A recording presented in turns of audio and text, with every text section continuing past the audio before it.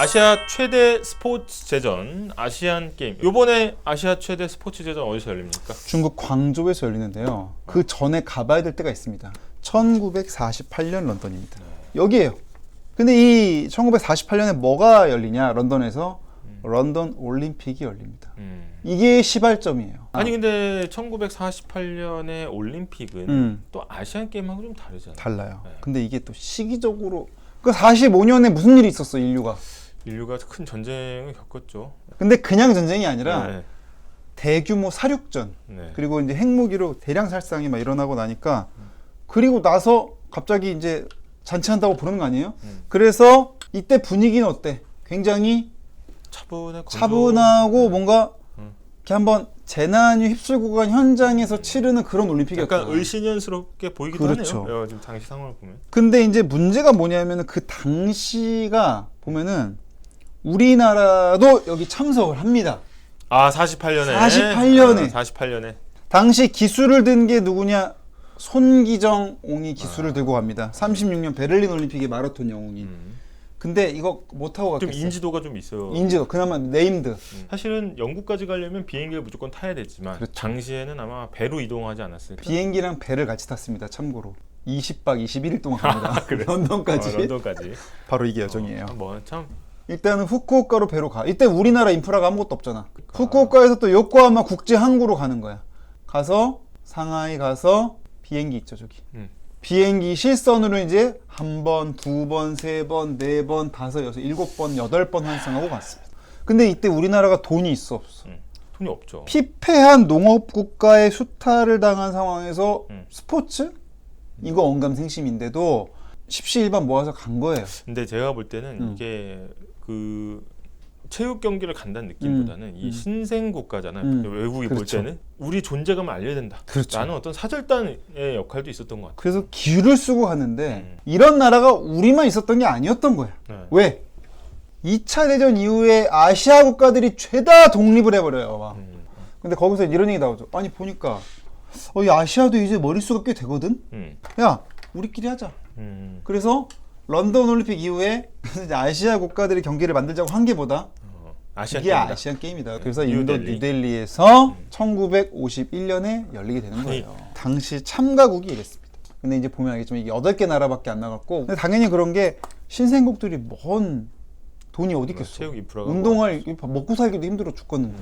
또 여러 가지 좀 정치적인 영향도 있었고요. 그러면서 이제 올 사람만 오고 안 올 사람 안 오고 뭐 이런 거였고, 이렇게 시작된 역사가 돌고 돌아서 그래서 올해가 몇 회다? 바로 19회다. 그래서 항저우로 가는 겁니다. 항저우 아시안 게임 이번 주부터 개막이다라는 얘기죠. 네, 이번 주부터 개막인데 일단 개요부터 좀 살펴볼까요? 네, 자 일단 개최지는 중국 항저우고요. 네. 2023년 9월 23일부터 10월 8일까지. 네.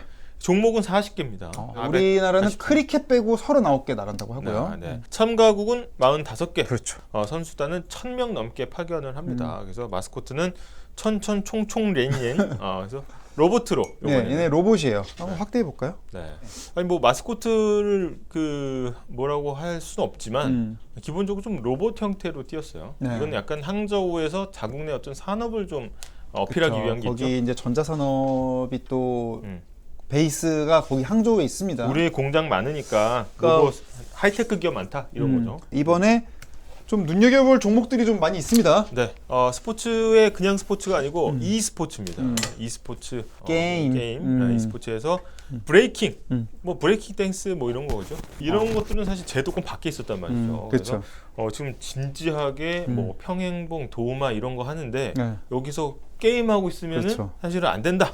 이 스포츠 정신 어긋난다. 맞습니다. 라고 했지만 아시안 게임에는 아주 다채로운 네. 종목들이 많이 들어갑니다. 이번에 종목들을 보면 굉장히 다채롭습니다. 하나만 하는 게 아니에요. 롤, 하스스톤도 있고요. 그다음에 피파 온라인, 스트리트 파이터, 그다음에 이 배틀 그라운드입니다. 여기 보면 이제 중국 게임도 좀 눈에 띄고 이제 좀 개최국의 어떤 프리미엄이 좀 적용된 거죠. 네. 그러면서 세계적으로 유명한 FPS 하나 뭐 이런 식으로. 그리고 브레이킹입니다. 이거는 흔히 이제 비보잉이라고 하잖아요, 우리가. 네. 사실은 이제 뭐 한국 비보이들이 국제 대회 거의 다 씹어 먹거든요. 그래서 이번에도 비보이, 비걸 2명이 또 진출하게 되고 네. 또 최근에 우리 또 댄스 인구도 많이 늘고 있거든요. 팬층도 두텁고 그래서 지금 기대를 모으는 그러면 이 시점에서 종목이다. 브레이킹 국가대표 김현우 선수 영상을 살짝 저희가 같이 보면서 볼게요. 네, 한번 볼까요? 김현우 선수 클래스입니다. 아. 보세요. 이제 몸이 땅에 닿은 채로 춤을 추기 시작합니다. 네. 다운록이라는 기술입니다. 이게 마치 무슨 체조나 피겨처럼 그 기술이 저렇게 이제 기술 이름도 들어가요. 지금. 이 바닥이 아니라 몸을 톱록입니다. 몸이 땅에 안 닿죠. 공교롭게도 이번에 새로 선보이는 두 개의 종목들이 우리나라가 강국이다. 강국이다. 아니 저는 좀 약간 우려되는 건 뭐냐면 중국 같은 경우에는 사실은 결정적인 순간에 가서는 홈 어드밴티지를 세게 적용할 가능성이 크다. 우리 선수들이 거의 세계 이제 수준급인데 그쵸. 그러면은 그 홈 어드밴티지를 가득 안고 결승까지 올라온 중국 선수들하고 붙을 가능성이 높지 않겠어요? 그렇죠. 지금 그러면 그러면 억울한 장면이 많이 나올 수 있다. 그래서 초격차로 이겨야 된다. 초격차로 이겨. 네, 그걸 좀 아셔야 될 것 같고. 네. 자, 그래서 어쨌든 이런 종목인데 그러면 사실은 뭐 이런 것만 볼 거냐? 그건 아니죠. 그건 이제 아주 전통적인 우리 강세 종목들도 있습니다. 지금. 저는 사실 이제 이 높이뛰기. 네. 우상혁 선수 이번에 세계대회 네. 다이아몬드 리그 우승했습니다. 네. 특히 왕중왕전 우승했어요. 그리고 배드민턴 안세영 선수 독보적인 강자입니다. 예, 그리고 수영의 황선우 선수. 저는 이제 그 우리 조선 민족이 네. 수영에서 이렇게 강세를 보인다는 건 참. 그 다음에 이제 우리 저 역도 박혜정 선수 세계 선수권 대회 3관왕을 했습니다. 그럼 세계에서 3관왕 했으면 이미 아시아 수준에서는 또 완전 이미 올림픽에 나오는 선수들하고 경쟁해서 이미 금메달 3개 따 버렸어요. 탈인간급이라고 봐야 돼. 네, 그러면 이제는 아시아는 좀 더 수월할 수밖에 없다. 이거 뭐 방심하고 자만하고 이런 게 절대로 아니고. 그 다음에 구기 종목도 빼놓을 수 없잖아요. 구기 종목도 이 아시안 게임은 또 우리가 양보 못 하잖아요. 네, 그렇죠. 축구. 네. 이강인 선수 합류. 축구 같은 경우에는 우리가 이미 2번 금메달을 땄습니다. 이번에 따면 3연속이에요. 3연속 금메달. 아시안 게임에 이제 또 젊은 선수들이 또 많이 그렇죠. 또 많이 금메달 따고 하면 그렇죠. 또 뒤에 또 많은 문제들이 해결되잖아요. 맞습니다. 그렇죠? 그래서 뭐 이광현 선수나 이런 선수들이 금메달 꼭 따겠다고 하는데 한편으로는 또 너무 그 메달에만 집착하는 게 좀 안쓰럽기도 하면서 한편으로는 또 자존심을 지키기 위한 선수들의 어떤 그런 투지도 되게. 아니 근데 금메달을 목표로 해서 뛰는 거를 뭐라고 나쁘게 할 수도 없죠. 그럼요. 당연히 이제 하는데 만약에 이 목표를 실패했다 하더라도 왜 못 땄냐라기보다는 그 동안에 잘 올라가는 거 과정에 그렇죠. 대해서 이제 잘 박수를 쳐주는 게 중요한 거지. 뭐 이거 금메달 맞아요. 따는 게 의미가 없다고 하면 금메달 따기 위해서 노력한 사람들이 뭐가 되겠어요? 그렇죠. 네. 자, 근데 그럼 우리가 이렇게 해서 지금 보면 어때요? 우리 막 기대를 모으잖아. 금메달 난리가 3관왕에 났습니다. 막 네. 수영에 막 뭐 브레이킹 막 세계 1위에 막 페이커에. 근데 목표가 몇 위래? 그나물의 그 밥 못해도 3위? 이렇게 나왔어요. 근데 이게 왜 이런지 봐야 됩니다. 지금 보면은 이게 역대 아시안 게임인데요. 일단 요 순위를 좀 이제 확대해서 좀 봐야 될 것 네. 같은데. 자, 볼게요. 네. 우리가 2회부터 나갔어. 근데 어, 봐봐. 54년이면 우리 찢어지게 가난할 때 아니에요. 그렇죠. 근데 몇 위 했어? 3위, 그리고 여기 뭐 삐끗했구만. 이때 삐끗했어. 그리고 나서 몇 위야? 2위, 4위. 어떻습니까 지금 전체적으로? 2, 3, 2, 3, 2, 3, 4, 5, 2, 3, 2, 3, 아니 그러니까 4, 5 사실은 이렇게. 우리가 이때가 뭐 5, 60년대가 뭐 우리가 막 스포츠 잘 나가고 이런 거 아닌데도 그러니까 우리가 그래서 이 말이 나오는 겁니다. 못해도 3위라는 말이 나오는 건데 문제는 일본을 제친 시점이 있어요. 요 90년대 우리 어떤 시기예요? 근데 고도로 경제 성장하던 시기죠.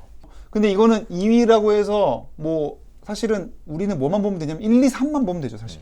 왜냐면 시작을 3위부터 했으니까 이미. 그렇죠. 근데 일본을 제꼈냐 못 제꼈냐 요 차이인데 요 순위를 그래프로 나타낸 겁니다 지금. 아까 말한 대로 요때 삐끗한 거 빼고는 전반적으로 어때요? 2, 3에서 왔다 갔다 2, 하고 3, 2, 있는 거죠. 3이야. 네. 그럼 올해도 2 아니면 3이겠죠. 음. 이거는 그냥 추세적으로 우리가 생각해 볼 수 있는데 네. 근데 기왕이면 목표를 2위로 해도 좋을 텐데 음. 근데 왜 2위보다 격차를 줄여보겠다고 나온 거냐 이겁니다. 아까 얘기했듯이 1998년 이후로는 아시안 게임에서 쭉 우리가 2위를 달성을 해왔어요. 그렇죠. 그 중국 다음에 우리였다는 얘기죠. 그렇죠. 근데 2018년에 자카르타에서 그렇죠. 3위로 3위로 내려앉았고요. 이 메달 개수가 조금 잘 봐야 되는데 금메달이 70개 단위에서 그렇죠. 지금 이제 40개 단위로 확 줄었고요. 확 줄었어요. 은도 줄었고 네. 메달 숫자가 전반적으로 줄었다는 겁니다. 근데 요 2018년부터 2022년 요 사이를 좀 봐야 됩니다. 요 사이에 뭐가 있었냐면 바로 도쿄 올림픽이 있었습니다. 도쿄 올림픽 우리가 16위를 하죠. 도쿄 올림픽 맞아요. 그렇죠. 그래서 10위권 밖으로 밀려납니다. 그래서 요 견고하게 오던 어떤 2090년대부터 2000년대 초반까지 오던 흐름이 점차 힘이 어떻게 돼? 힘이 점점점 조금씩 빠지는 게 추세다. 2010년대 후반이었어요. 요 시점에서 지금 뭐가 터집니까? 2019년에 코로나 터지고 그렇죠. 국제 대회가 올스톱이 돼요. 그리고 나온 게 도쿄올림픽이랑 항저우인 거예요 지금. 이 상황인데 일본하고 우리랑 사실 비교 자체가 어려운 겁니다. 이거 한번 봐주세요. 자, 기초 종목 등록 선수가 봤을 때 우리가 사실 그래프가 거의 붙어 있어요. 6,000명 대 45만 명. 이러니까 사실은 이거는 근데 이건 엘리트 선수라기보다 사실 그쵸, 생활체육 생활체육의 저변이 넓어진 그쵸. 거죠. 네. 그다음에 수영은 또 12만 명. 3,800. 기계체조를 한단 말이야, 사람들이. 그러니까. 리듬 이 체조. 먹고 살만한 거죠. 네, 리듬 체조까지. 그리고 체육 환경이 지금 고등학생 선수도 30배 많고요. 스포츠 클럽은 몇 배입니까? 이거 200배가 맞습니다. 200배. 지금. 네. 종합평. 그러니까 이런 상황에서 어떻게 보면 우리가 잘하고 있는 2위 거야. 한 게 신기한 거야. 그만큼 이제 엘리트 체육을 많이 했다는 거죠. 그 2위 하게 된 건 사실은 태능 시스템이었습니다. 태능 시스템. 나라의 부름을 받고 마치 군복무하듯이. 이 태능 시스템에 그렇죠. 의한 엘리트 체육이 그 개수에 맞춰져 있다 보니까 그렇죠.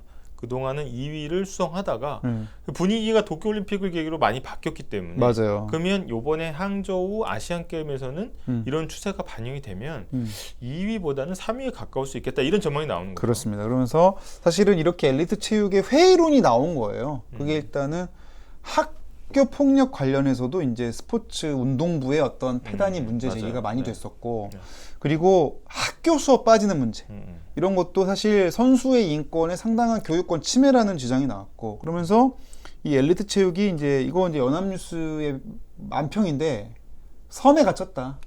갇혀버린 엘리트 체육 이런 이제 비판까지 나왔고요. 그러면서 코로나가 온 겁니다.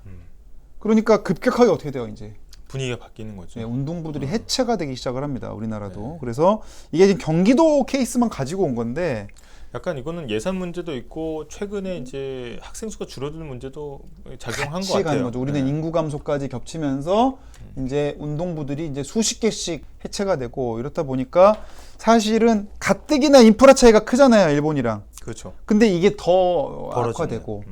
그러니까 그나마 엘리트 체육으로 쥐어짜서 유지하던 어떻게 보면은 그 순위가 이제는 유지하기가 조금 쉽지는 않은 상황이 좀 된 거고. 엘리트 체육의 기반마저도 지금 무너지고 있다. 그렇죠. 근데 그럼 과연 무너졌다고 해서 그럼 나쁜 거냐 했을 때 사실 엘리트 체육이 갖는 폐단을 해결하려는 차원이기 때문에 아니 선수를 그냥 메달만 따는 기계로 만들면 그게 뭐 당장 그때는 와 박수치고 좋아할지 모르겠지만 과연 그 방향은 또 맞느냐라는 어떻게 근원적인 질문을 좀 던지는 거죠.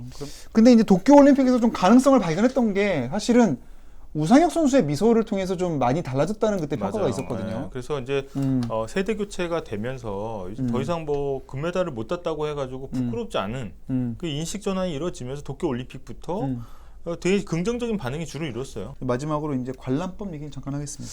당장 23일 개막입니다. 금메달이 바로바로 나와요. 매일매일. 종목이 또 많아. 황선우 선수 바로 들어갑니다. 이거 그냥 재채기 한 번 하면 끝나 있어요. 맞아. 재채기도 하시면 안 돼요. 그리고 유도나 페인싱도 잘 보셔야 됩니다. 알레 이러고 그냥 끝나 있어요. 이런 거 잘 봐야 되고 그 다음 주로 넘어가면 유도. 예, 유도 슬슬 이제 좀 확대가 되고요. 태권도. 태권도. 또 펜싱. 수영. 우리 또 강세 종목들이에요. 그렇죠. 그리고 다음 주 수요일에 황선우 200m 있습니다. 황선우 200m. 이게 올림픽도 우리가 불모지인 종목에서 지금 두각을 나타내는 세계적인 선수이기 우리가 때문에 이제 장거리로 갈수록 조금 유리하다는 얘기는 그렇죠. 있잖아요. 단거리보다는.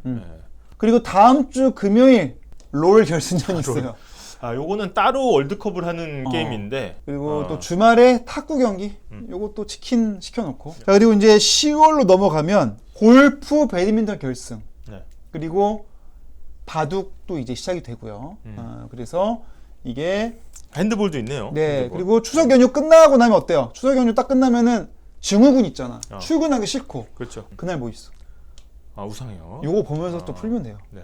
따라서 그다음에 그 주 마지막엔 또 야구, 축구. 그렇죠. 야구, 축구, 배구, 양궁, 여자 배구, 배드민턴, 그다음에 브레이킹까지. 다만 이제 개막이 23일이잖아요. 네. 근데 이 구기 종목도 예선은 미리 합니다. 뭐 이 정도면은 뭐 준비 끝난 거죠. 그렇죠. 포인트는 다 짚어봤습니다. 자, 그래서 오늘 여기까지 좀 살펴봤고요. 저희도 응원하겠습니다.